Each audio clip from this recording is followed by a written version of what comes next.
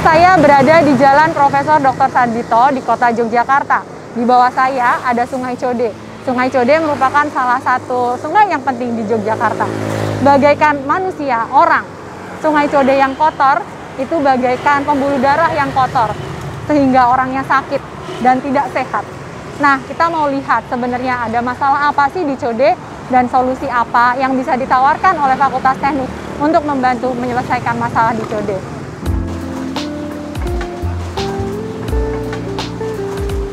Selamat pagi Pak Toto. Pagi Bu Lila. Boleh ngobrol-ngobrol sedikit Pak Toto tentang keadaan di Sungai Code ini? Ya. Ada permasalahan apa saja yang dihadapi? Ya, dengan senang hati Bu Lila. Jadi kita sebenarnya menghadapi banyak masalah yang sampai sekarang ini belum selesai. Seperti misalnya padatnya permukiman, yang dengan padatnya permukiman itu kemudian membawa dampak pada banyaknya limbah yang padat maupun yang cair. Itu Bu Lila.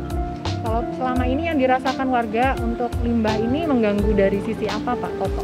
Ya, kalau sampah padat sebenarnya dari sisi pandangan, dan kemudian kalau nanti di daerah hilir dia akan terakumulasi, kemudian akan memperparah banjir ya, memperparah debit air ketika musim hujan ini.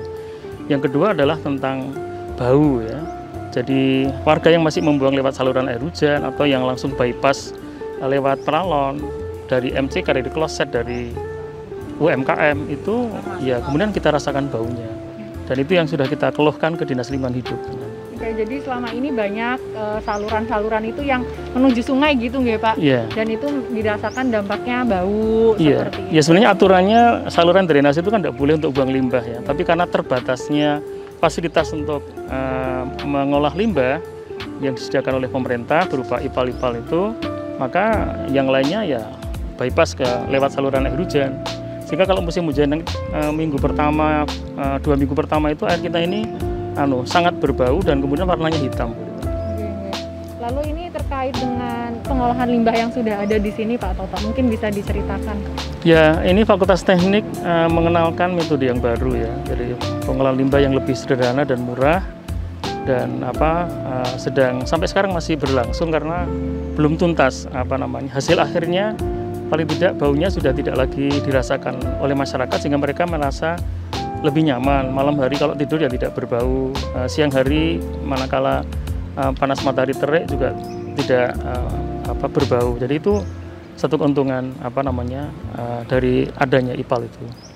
Oke, jadi yang sudah dapat diolah saat ini limbah air apa aja Pak Toto? Ya ini kalau Fakultas Teknik baru uji coba yang dari rumah makan Bu. Untuk pengabdian yang berikutnya ini mencoba untuk mengolah jenis limbah yang lain. Kalau yang pertama ini dari rumah makan, 4 rumah makan.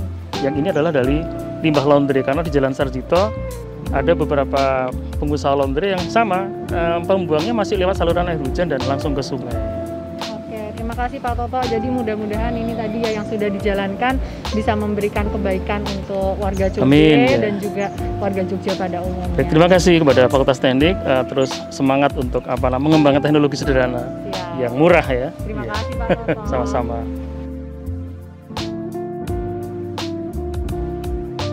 Selamat pagi Pak Rohim, Pak Joko. Boleh ngobrol-ngobrol sedikit nih ya terkait dengan air limbah. Saya barusan jalan-jalan dari Code nih. Di sana banyak masalah dengan air limbah. Sebenarnya Pak Rohim, air limbah itu apa sih sebenarnya? Air limbah ya. Air limbah itu berarti air yang kotor gitu ya. Jadi air yang dia tercampur oleh pengotor-pengotor, baik itu padatan yang tersuspensi maupun organik maupun anorganik. Bakteri juga sama. Jadi bakteri bisa menjadi pengotor bagi air tersebut. Oke, jadi kalau air limbah itu nggak diolah itu efeknya apa ya Pak Rohim? Jelas efeknya menimbulkan tidak baik ya bagi manusia maupun lingkungan begitu.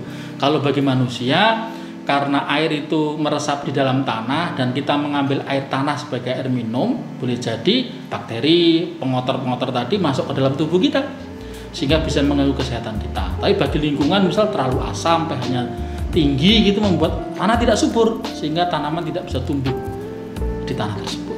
Oke, jadi banyak efeknya baik itu ke manusia juga ke lingkungan ya Pak Rohim. Jadi tanggung jawab nih kita kalau menghasilkan air limbah harus diolah. Nah, Pak Joko nih, kalau kita ngomong tentang pengolahan air limbah, sebenarnya pengolahan air limbah itu bagaimana sih Pak? Ya, seperti dikatakan Pak Rohim tadi, berarti kita harus menghilangkan mengotor-mengotornya. Yang pertama, padatan substansi kita hilangkan dengan pengolahan secara primer. Setelah itu, bahan organiknya akan kita olah secara sekunder dengan bantuan mikroorganisme. Nah, bahan-bahan yang tersisa itu nanti harus kita olah secara spesifik tergantung bahannya di pengolahan tersier. Nah, di Departemen Teknik Kimia dan Fakultas Teknik UGM ini kita mempunyai banyak penelitian, banyak pengabdian masyarakat yang berhubungan dengan pengolahan limbah ini. Dan itu kita lakukan secara terkoordinasi dan dalam rangka mengembangkan pengetahuan dan pengabdian masyarakat.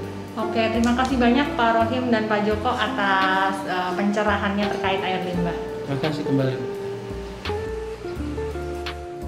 Selamat pagi Bu Ratmi. Pagi Bu Lila. Apa kabar? Baik, alhamdulillah. Sehat Bu Lila? Alhamdulillah. Wah, ini kita punya pemandangan bagus sekali ya Bu. Oh iya, sekarang kayak resort kan ini ya Bu, ya river view. Benar-benar banget. Bu Ratmi boleh cerita nggak sih sedikit tentang kegiatan pengabdian Bu Ratmi pengolahan limbah di Sungai Code? Kita mulai pengabdian masyarakat di Kali Code itu sekitar 3 tahun yang lalu Bu Lila.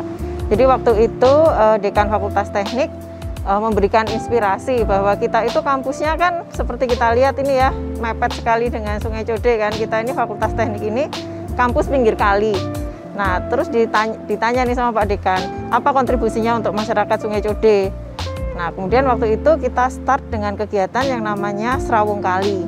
Jadi kita mengundang masyarakat dari sekitar pinggir Sungai Code, terus kita dengar masalah-masalahnya. Nah, salah satunya ternyata yang mereka keluhkan adalah tentang limbah. Kalau kita lihat di pinggir Kali Code kan padat penduduk tuh ya Bu ya. Mereka nggak ada lahan untuk tempat pengolahan limbahnya. Nah, akhirnya innocently, karena mereka merasa limbahnya cuma sedikit gitu ya, akhirnya masuk ke Sungai Code. Tapi karena itu jumlahnya banyak, artinya kecil-kecil tapi banyak, nah kualitas air di Sungai Code ini mulai mengkhawatirkan, sehingga masyarakat ingin dibantu Fakultas Teknik, ada nggak sih cara pengolahan limbah yang memungkinkan untuk area padat tapi nggak mahal. Nah, ini nggak mahalnya itu di Volt ini Bu, ini yang susah. Kalau alat pengolahan limbah kan banyak ya Bu ya, tapi kalau mau yang nggak mahal, nah ini yang memerlukan kontribusi Fakultas Teknik. Terus untuk teknologi pengolahan air limbah nih Bu, apa yang cocok untuk kita aplikasikan di Sungai Code ya Bu? Nah, sebenarnya kalau kita bicara teknologi yang murah, kita bisa menggunakan teknologi bioproses Bu. Karena itu kan bioproses itu kayak kita tuh punya pekerja-pekerja mikroorganisme yang nggak kelihatan, tapi mereka tuh bekerja buat kita. Jadi itu yang akan kita coba di masyarakat Sungai Code ini. Yang pertama adalah kita menggunakan bio, itu tanpa penambahan bahan kimia, sehingga itu juga akan lebih, selain lebih murah, itu juga lebih environmentally friendly. Cuman memang tantangannya karena kita bekerja dengan mikroorganisme adalah bagaimana caranya membuat si bakteri-bakteri ini happy bekerja untuk kita. Nah, salah satunya adalah kita harus menyediakan oksigen yang cukup buat mereka. Nah, jadi kita perlu aerator yang sangat bagus gitu Bu di sana. Gitu. Oke, lalu berarti ini teknologi ini dikembangkan Fakultas Teknik ya Bu ya? Ya. Kita boleh lihat-lihat riset Bu ini yang udah dilakukan di sini? Boleh, monggo.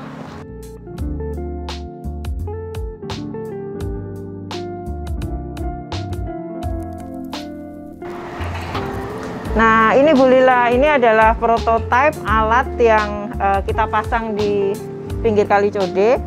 Ini dikembangkan sejak 3-4 tahun yang lalu juga. Sudah menghasilkan satu mahasiswa master. Ini adalah portable tank yang di dalamnya itu ada alat aerasi seperti ini Bu. Alat ini namanya micro bubble generator. Kita bisa memberikan aerasi dengan biaya relatif murah dan sangat efektif. Nah, ini unit ini kita kembangkan kerjasama dengan Departemen Teknik Mesin. Ini grup risetnya Pak Dindar Lianto yang menciptakan alat ini.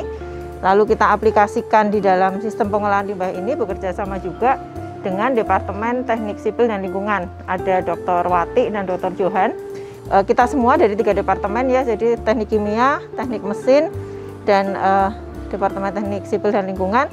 Ini kita membuat teknologi pengolahan limbah yang murah, meriah, dan efektif.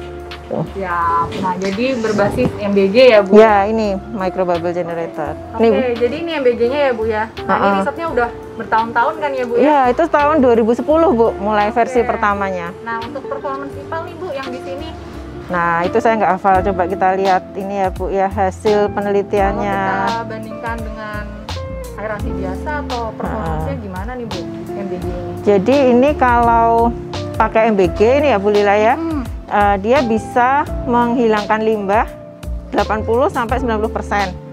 Dan ini tidak harus terus-terusan Bu Lila, jadi bisa kita lakukan intermittent. Jadi ada mati hidup itu harapannya bisa menghemat listriknya. Oke, energinya lebih Gitu. hemat Kemudian ya, Bu, ya? kalau dibandingkan dengan aerator biasa Bu, nah kalau dengan MBG ini keuntungannya adalah dia itu aerasinya bisa lebih merata distribusinya. Oke, jadi lebih merata Betul. dan removal-nya juga sudah bagus ya Bu. Iya, ya? heeh. Jadi IPAL portable ini cocok banget untuk di Sungai Code. Ya, karena itu tadi Bu, energinya relatif rendah dan bisa Bu Lila lihat kan kecil Ya. Bu ya. Jadi itu bisa dipasang bahkan di area-area yang lokasinya miring, sempit seperti di bantaran Sungai Code. Oke, siap. Makasih banyak banget ini Bu Irani atas sharingnya MBG yang sangat menarik dan juga IPAL portable. Sekarang kita boleh tanya-tanya sama tim ya Bu ya. Monggo, monggo. Sebenarnya gimana sih kita buat IPAL ini? Ya, Jadi silakan. teknis di dalamnya. Oke, yuk kita ketemu dengan Pak Daniel, tim riset juga yang berkecimpung untuk instalasi IPAL portable di Sungai Code. Selamat siang Pak Dani. Halo Lin, Apa kabar? baik. Wah, ini tadi kita udah lihat-lihat IPAL portable nih Pak. Pak Dani kan terlibat juga nih tim pengabdian ini. Betul. Sebenarnya IPAL portable ini udah banyak dipakai Pak sejauh ini. Kalau yang kita masang, yang pertama yang di sini ya, yang dipakai untuk skala pilot. Kemudian yang aplikasi beneran tuh Grey Water di Bulak Sumur Residence, Oke. terus Black Water di Lab Kuningan, terus Black Water juga di belakang Jogja City Mall. Kemudian resto di tepian Sungai Code, itu udah ada 5 ya. Oke, berarti limbahnya macam-macam ya Pak ya? Macam-macam Ada memang. air kamar mandi, ada air yang lebih kotor, dan ada yang dari restoran. Iya, betul. Itu aplikasi IPAL portable itu beda-beda nggak sih Pak kalau kita punya air limbah yang berbeda Pak?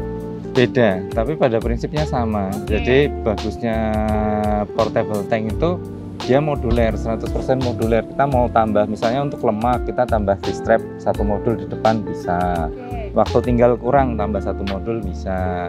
Dan itu sangat mudah. Jadi pompanya pompa air biasa kayak merek-merek yang ada di pasaran dan bisa dipasang sama tukang pompa, nggak perlu teknisi khusus gitu.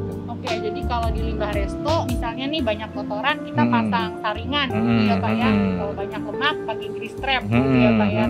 Oke, termasuk yang di Code nih Pak. Yang di Code kita pasang grease trap di atas, nggak ngerepotin gitu loh. Di trap di depan, yang penting jangan masuk lemak-lemaknya, udah selesai gitu. Oke, setelah itu dia masuk ke IPAL portable IPAL ini. portable. IPAL portable ini belinya apa aja sih Pak sebenarnya bahannya? Bahannya gampang sekali, cuma toren air biasa, nggak perlu yang spek chemical. Juga ada 2 spek ya di toren tuh, chemical sama water. Kita ambil spek water aja udah cukup. Pipa pralon, pompa air biasa paling sekitar 100-200 watt udah cukup. Terus MBG ini. Ini kuncinya ya Pak ya. Jadi MBG ini adalah mixer mengaduk air sama udara. Jadinya apa ya, istilahnya beda cara kerjanya dengan pedal maupun dengan kompresor. Kompresor maksa air masuk ke masa udara masuk ke air. Kalau ini mengaduk udara dengan air. Oke, jadi misalnya kita punya IPAL portable nih Pak. Kita punya 1 tangki atau 2 tangki pada nih? Ya, kalau idealnya 3 tangki sebetulnya. Oke, Dimana tangki pertama tuh untuk ditenangkan dulu supaya kalau ada yang mengapung biar mengapung, yang mengendap biar mengendap. Kualitasasi ya Pak. Ya, tangki kedua tuh tangki aerasi. Dan yang ketiga adalah tangki hasil yang nantinya justru kita pompa kembali ke tangki aerasi. Jadi ini dipasang di tangki aerasi ya? Iya, ya, Pak, betul ya. Kalau untuk kebutuhan energi nih Pak? Kebutuhan energinya kecil ya. Sekitar 2000. Kita pernah nyoba tuh terbesar itu di Embung. Di sini ada, tapi modelnya bukan IPAL, tapi modelnya aerator apung. Itu 25 meter persegi itu kita cuma pakai 400 watt. Dan istimewanya lagi, ini justru nggak perlu nyala terus-menerus. Artinya misalnya kita ambil itu interval 15 menit menyala, 15 menit mati, sekalian untuk keawetan pompa sama penghematan energi 50%. Oke, berarti kalau misalnya saya mau punya 1 unit nih Pak, misalnya IPAL itu kira-kira nih Pak Dani 3 tangki, 1 pompa, 1 ini, berapa tuh Pak budget kita Pak? Kalau 1 tangkinya 1000 ya, 1000 liter, atau yang lebih kecil ya misalnya 500 liter, 500 aja deh, 500 kali 3, berarti kan sekitar mungkin nggak sampai 7 juta ya total. Udah selesai ya.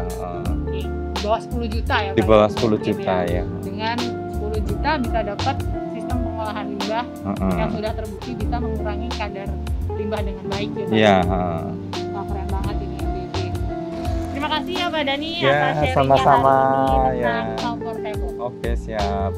Nah, rekan-rekan semua, tadi kita sudah dengarkan sharing dari warga Code dan juga dosen dan narasumber dari Fakultas Teknik tentang ada apa sih di Code sebenarnya, masalah air limbah yang ada di daerah Sungai Code, dan juga salah satu solusi yang ditawarkan oleh Fakultas Teknik, yaitu teknologi MBG dan juga IPAL Portable yang simpel dan juga murah.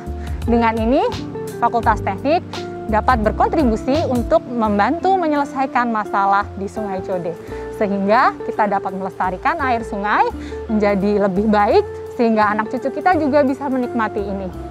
Oke, terima kasih sudah menyaksikan. Sampai jumpa.